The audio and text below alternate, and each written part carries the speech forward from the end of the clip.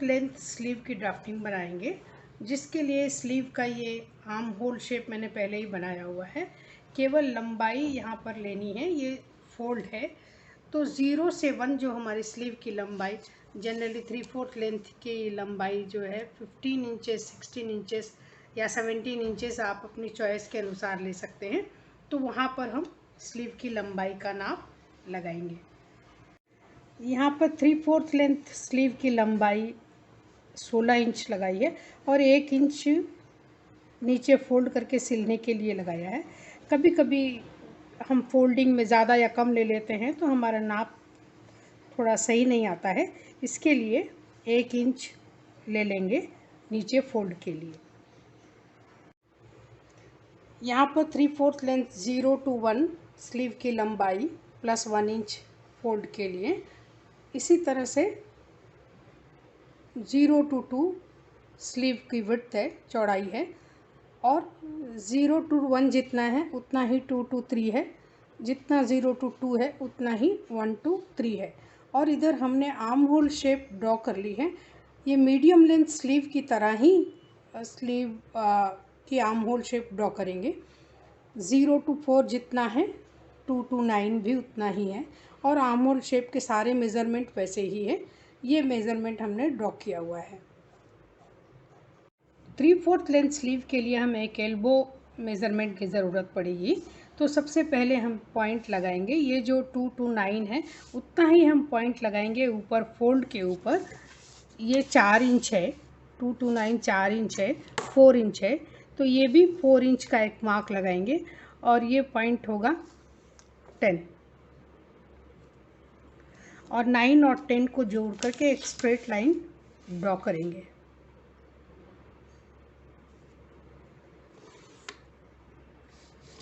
Point निकालने के लिए 10 और 1 का एक सेंटर पॉइंट निकालेंगे।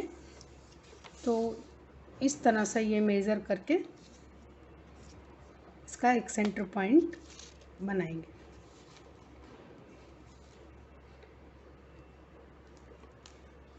ये जो 10 और 1 का सेंटर पॉइंट है, इसका नंबर लिखेंगे 11।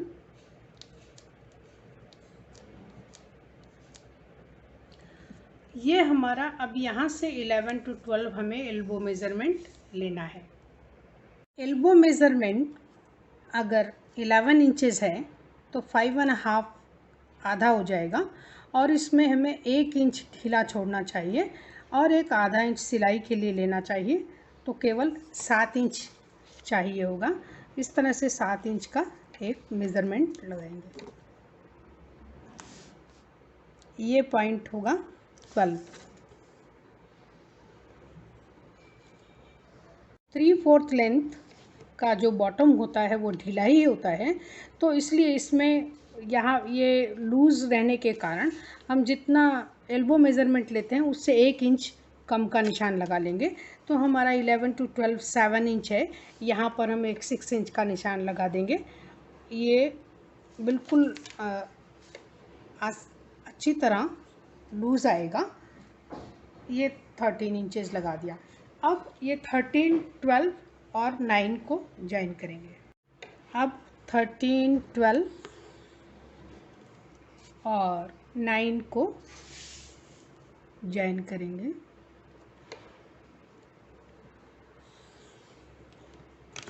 इस तरह से ये 3/4 लेंथ स्लीव की ड्राफ्टिंग बनेगी।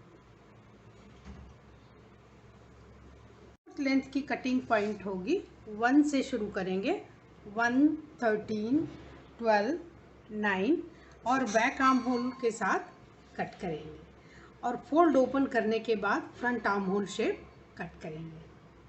3/4 लेंथ स्लीव के साथ भी बहुत तरह की वेरिएशंस बना सकते हैं। जैसे मैं एक बेल स्लीव दिखाना चाहूँगी, जो बेल आप फ्लेयर ऐड कर सकते हैं नीचे। तो इस बेसिक 3/4 लेंथ स्लीव के पैटर्न को रख करके फ्लेयर बनाया जा सकता है।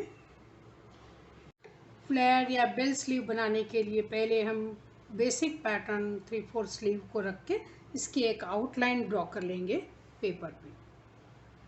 इससे पहले फ्लेयर कितना ऐड करना चाहिए उसके मेज़रमेंट का निशान लगाएंगे। तो यहाँ पर मान लीजिए मैं 10 इंच का निशान लगाती हूँ। ये डिपेंड्स, ये कितना, यहाँ पे 4 इंच ऐड किया हुआ है, तो आप 5 इंच या 6 इंच अपने हिसाब से ऐड कर सकते हैं। बॉटम वाली जो लाइन है उसको 10 इंच तक हम बढ़ा देते हैं और इसके बाद इसको आर्म होल शेप के साथ जोड़ देंगे। ये आर्म होल शेप के साथ जोड़ देंगे। ये आर्म होल शेप के साथ जोड़ देने के बाद ये स्लीव ऐसी दिखेगी। का बॉटम फ्लेयर इस तरह भी रखा जा सकता है, जैसा है वैसे ही ये पॉइंटेड आएगा। अगर इस पॉइंटेड को स्मूथ करना चाहिए तो यहाँ से एक 1 इंच का निशान लगाएंगे और इस स्लीव बॉटम कुल जितना है इसका एक सेंटर पॉइंट लगाएंगे। इस 1 इंच के निशान को और इस सेंटर पॉइंट को मैच करके इस तरह से फ्रेंच कर्व रखेंगे और स्मूथ शेप ड्रॉ करेंगे। इस तरह से इस स्लीव को ड्रॉ करेंगे। ये फ्लेयर इस तरह से स्मूथ आ जाएगा। बेल स्लीव या फ्लेयर स्लीव को अगर क्रॉस कपड़े पर कट करें तो ज़्यादा अच्छी ड्रेप आती है। इस फ्लेयर की ड्रेप अच्छी आती है और शेप बहुत अच्छा आता है। मैं फ्लेयर स्लीव की कपड़े पर प्लेसिंग दिखाती हूँ। ये मेरा क्रॉस फोल्ड कपड़ा है, तो इस क्रॉस फोल्ड में स्टिचिंग भी बहुत अच्छी आती है और ड्रेप पर बहुत अच्छा आता है। ये हमारे स्लीव का फोल्ड पार्ट है और ये आर्म होल शेप है। इस तरह से मैच करेंगे और ये फ्लेयर पार्ट इस तरह से ड्रॉ करके कट कर सकते हैं। तो ये क्रॉस पे रखने पर इस प्लेस स्लीव की ड्रेप बहुत अच्छी आती है। 3/4 लेंथ स्लीव के साथ एक और स्लीव हम ड्रॉ कर सकते हैं, वो है लेगो मटन स्लीव। वो लेगो मटन स्लीव बहुत ही अच्छी दिखाई देती है। आप इसको स्लीव बॉटम को स्ट्रिप के साथ फिनिश कर सकते हैं, पाइपिंग के साथ फिनिश कर सकते हैं। इसमें आर्म होल पे जो शोल्डर पॉइंट है वहाँ पे अच्छी गैदर आती है और इसके साथ ही स्लीव बॉटम पे भी अच्छी गैदर आती है। तो ये स्लीव जो है बहुत अच्छी दिखाई देती है। फ्रॉक में या किसी भी तरह के ड्रेस में आप डालना चाहें तो ये अच्छी गैदर आती है। इस तरह से ये अब हम सीखेंगे कि 3/4 लेंथ पेपर पैटर्न से लेगो मटन स्लीव किस तरह से ड्रॉ कर सकते हैं। ये इस तरह से भी दिखाई देती है। पाइपिंग के साथ फिनिश करेंगे तो लेगो मटन स्लीव ऐसी दिखाई देगी।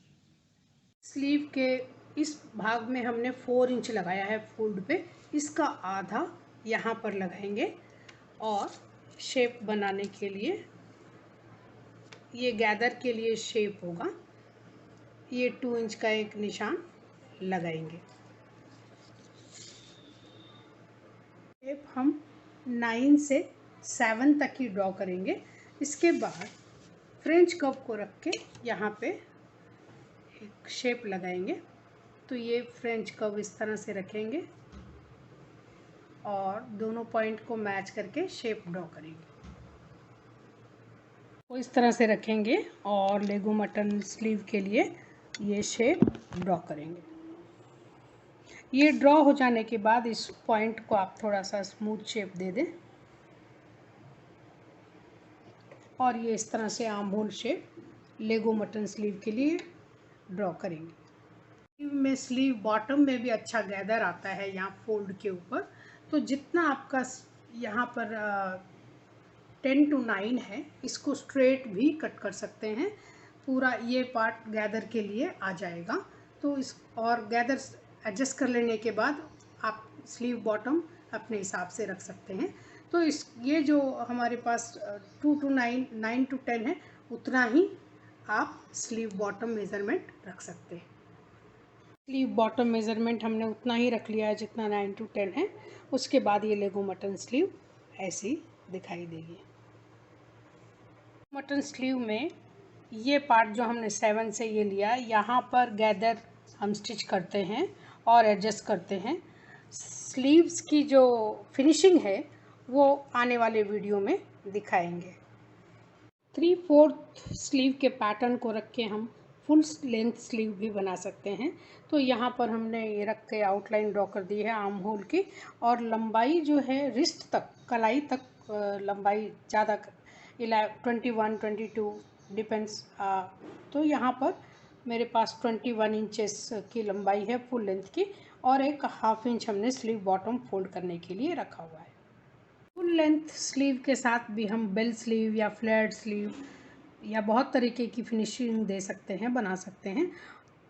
अगर स्लीव लेंथ टाइट है, करेक्ट फिट होनी चाहिए, तो उसके लिए हमें जो एल्बो मेज़रमेंट हमने 3/4 लेंथ स्लीव के लिए रखा था, तो उसमें 11 इंच के हिसाब से हमने 5.5, और यहाँ पर हमें ईज़ केवल आधा इंच रखना है और सिलाई के लिए भी आधा इंच रखना है।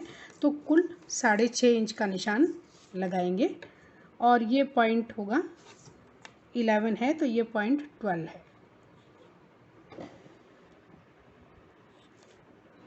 नीचे रिस्ट के मेज़रमेंट के लिए अगर आप ढीला रखना चाहते हैं तो जितना हमने ऊपर 6 इंच रखा है एल्बो के लिए, उसका आधा 1 इंच कम करके 5 इंच का निशान लगाएंगे। अगर करेक्ट फिट चाहिए तो उसके लिए हाफ ऑफ द रिस्ट का मेज़रमेंट, अगर 7 इंच रिस्ट का मेज़रमेंट है तो 3.5 इंच ये हाफ ऑफ द रिस्ट, और आधा इंच लूज़ चाहिए और आधा इंच सिलाई, तो कुल 4.5 इंच का निशान लगाएंगे। ये रिस्ट के लिए हो जाएगा। रिस्ट पर अगर ईज ना रखना चाहें तो केवल हाफ ऑफ द रिस्ट और आधा इंच सिलाई के लिए उतना भी रखा जा सकता है। तो ये अपने अपने कंफर्ट लेवल के हिसाब से रख सकते हैं। और अब ये एल्बो मेज़रमेंट को रिस्ट मेज़रमेंट के साथ मैच कर देंगे, तो इस तरह से ये आपकी फुल लेंथ स्लीव बन जाएगी। फुल लेंथ स्लीव के साथ कई डिज़ाइनर ड्रेसेस के साथ चूड़ी वाली स्लीव भी बनाते हैं। तो ये चूड़ी वाली स्लीव बनाने के लिए जो हमने ये यहाँ तक मेरा 21 इंच लेंथ है रिस्ट तक, तो यहाँ पर हमने क्या 1/4 इंच ईज के लिए और आधा इंच सिलाई के लिए, 3.5 इंच हमारी हाफ ऑफ द रिस्ट है, 3.5 इंच, और आधा इंच हमने सिलाई के लिए रखा है, और पाव इंच 1/4 इंच ईज के लिए रखा है। हमने जितने इंच की चूड़ी बनानी है, सपोज़ ये मेरे पास 5 इंच या 6 इंच की चूड़ी जनरली बनाई जाती है। मेज़रमेंट से 6 इंच गैदर के लिए यहाँ पर निशान लगाया हुआ है 6 इंच का। यहाँ पर भी रिस्ट का वही मेज़रमेंट लगाएंगे जो यहाँ पर हमने रिस्ट मेज़रमेंट लगाया है 4.25, यहाँ भी 4.25 का नाप लगाएंगे।